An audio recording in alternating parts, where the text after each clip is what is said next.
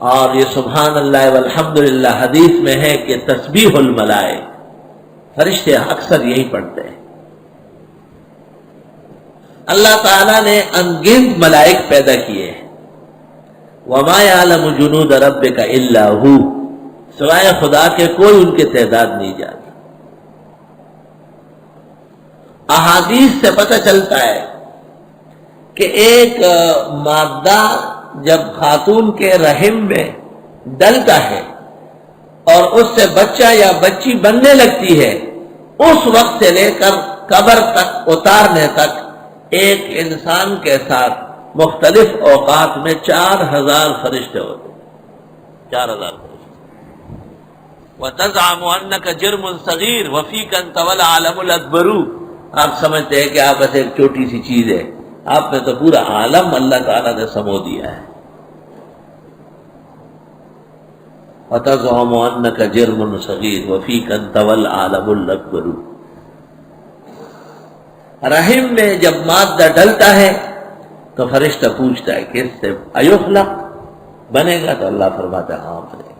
تو پھر کہتے ہیں شقی ام سعید، بدعتی ہوگا یا سنی، دہشت گرد ہوگا یا نیک بخت ہوگا، کافر ہوگا یا مومن ہوگا، ایرزق ام یحرم، رزق یا کچھ پریشانی پیش آئی، جیسے جیسے کہا جاتا ہے ایسے ہی لکھا جاتا ہے، اور پھر وہ لکھا ہوا چٹ وہ اس کے پیشانی پہ ادھر تھما دیتے ہیں جب پیشانی بن جائے،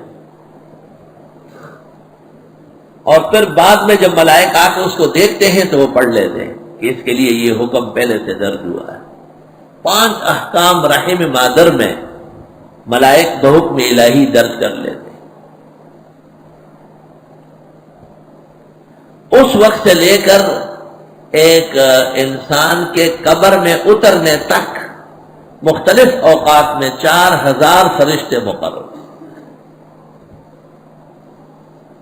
ایسا زبردست نظام ہے۔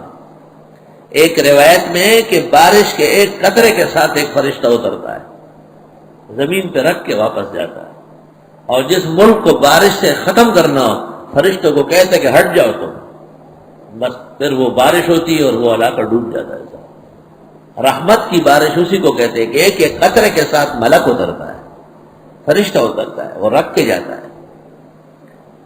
اس لیے حدیث میں ہے اللہم صیبا نافعا غیر ضار، خدایا موسلادھار ہو اور آبادی کا ہو، تباہی کا باعث نہ ہو۔ ملائک ایک ہی دفعہ پیدا ہے اور ایک ہی دفعہ ختم ہوں گے، مسئلہ اختلافیہ ہے ان کے فنا کا، اور ان کے بعد زیادہ ذمہ دار ہے، جیسے حضرت جبریل، میکائیل، اسرافیل، عزرائیل، اور جیسے 8 فرشتے جنہوں نے عرش کے ستون پکڑے ہوئے ہیں۔ وَيَحْمِلُ عَرْشَ رَبِّكَ فَوْقَهُمْ يَوْمَئِذٍ ثَمَانِيَةٌ۔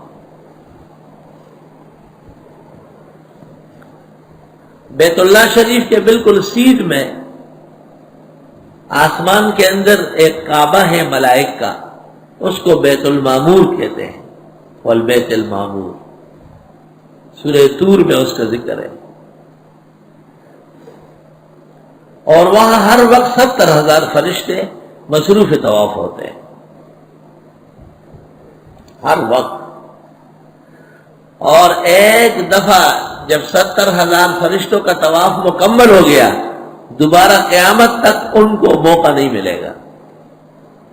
آپ غور کریں کہ کس قدر خلائق ہے، کتنی بڑی تعداد ہے۔ وَمَا يَعْلَمُ جُنُودَ رَبِّكَ إِلَّا هُوَ۔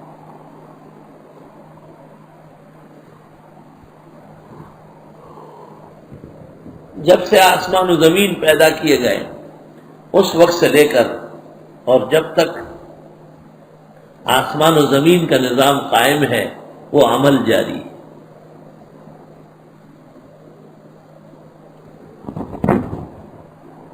فرشتے کائنات کے مختلف امور پر بھی مسلط ہیں،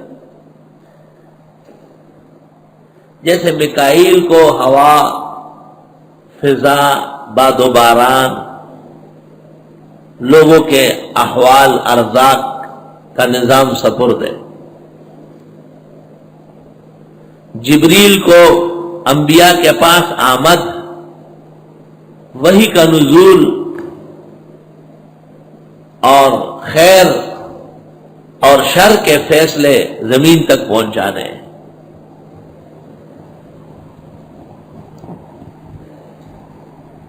یہ مسئلہ بھی اختلافی ہے کہ بعد وفات النبی جبریل روئے زمین پر آتے ہیں یا نہیں، لیکن وہ روایات ضعیف ہے جن میں ہے کہ نہیں آتے، نبی کی حیثیت سے کسی کے پاس نہیں آئیں گے، اور نظام کے مطابق زمین پہ آمد و رفت ہے۔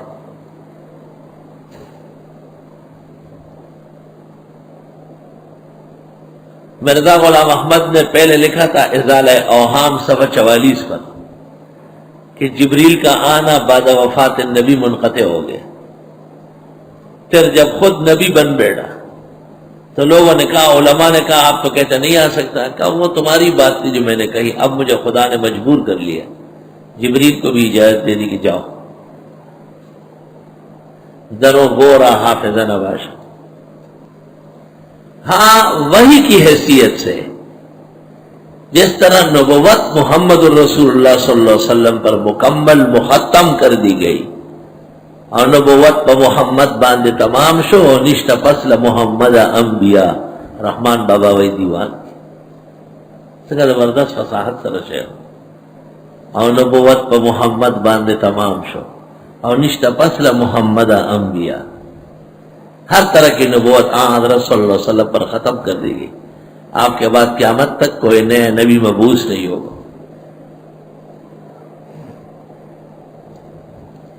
حضرت اقدس مولانا انور شاہ سے بھی فرماتے، ادراک بختمست و کمالست بخاتم، عبرت بخواتم کے دردور آخری۔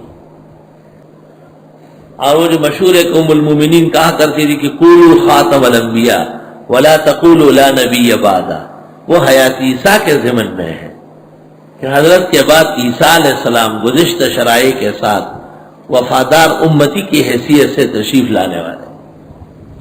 اس کا بہترین جواب حضرت مولانا شمس الحق صاحب افغانی رحمۃ اللہ علیہ نے علوم قرآن میں دیا ہے، اور طاہر پٹنی نے مجموع البحار میں دیا ہے۔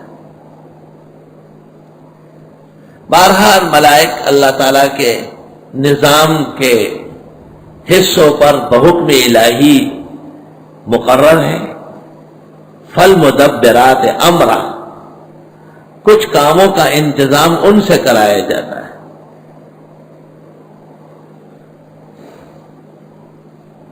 لیکن ملائک لوگوں کی تخلیق، ترزیق، نفع و ضرر پر اپنا کوئی اختیار رکھے، ایسا کوئی قاعدہ اور کوئی فکر موجود نہیں ہے۔ جن لوگوں نے ملائک کے بارے میں اس قسم کا اعتقاد رکھا، وہ پھر باقاعدہ ان کا پوجا کرنے لگے، اور انہوں نے ملائک کو خدا تعالیٰ کی بیٹیاں کہا۔ قرآن نے کہا لَكُمُ الذَّكَرُ وَلَهُ الْأُنثىٰ تِلْكَ إِذًا قِسْمَةٌ ضِیزَىٰ، خود تو لڑکا چاہتے ہو اور خدا کے لیے بیٹیاں کہتے ہو، اس تقسیم سے تمہیں شرم بھی نہیں آتی؟ ام لہ البنات ولکم البنون،